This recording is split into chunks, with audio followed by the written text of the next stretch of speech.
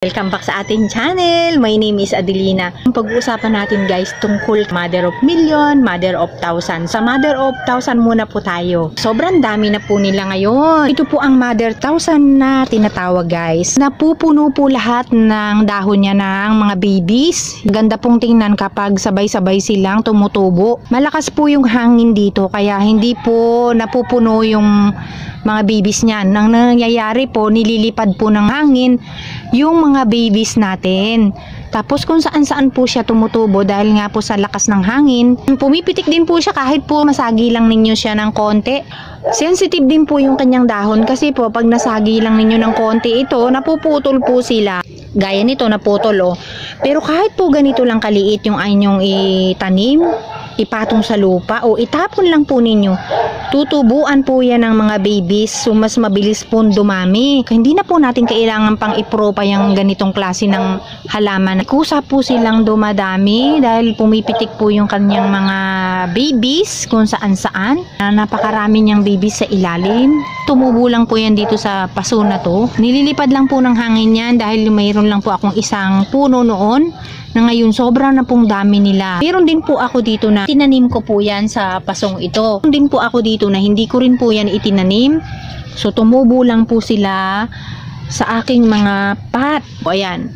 So ayan, makita nyo na sensitive yung kanyang dahon. Kung nag-aayos ako dito sa garden, napuputol sila. So doon po makikita natin yung iba pang Mother of Thousand dahil naparami ko na po sila.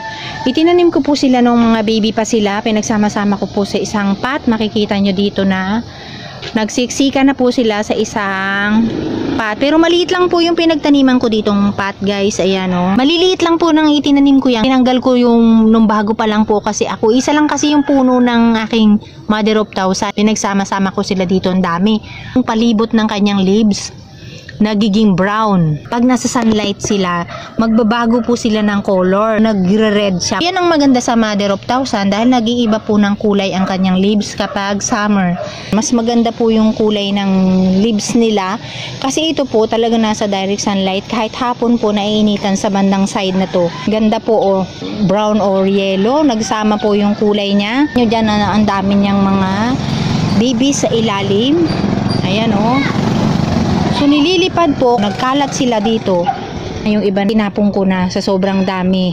Isang puno lang po ako dito na kumalat ng kumalat. Ito po ang ating Mother of Million na tinatawag. Mas maliliit po yung leaves niya kaysa Mother of Thousand. Napupuno rin po ng mga babies ang kanyang bawat leaves. Mabilis din po silang dumami. So itong akin pong mga pot dito, napuno yan. Mas mataas pa rin po si Mother of Million. Liliit pa lang sila.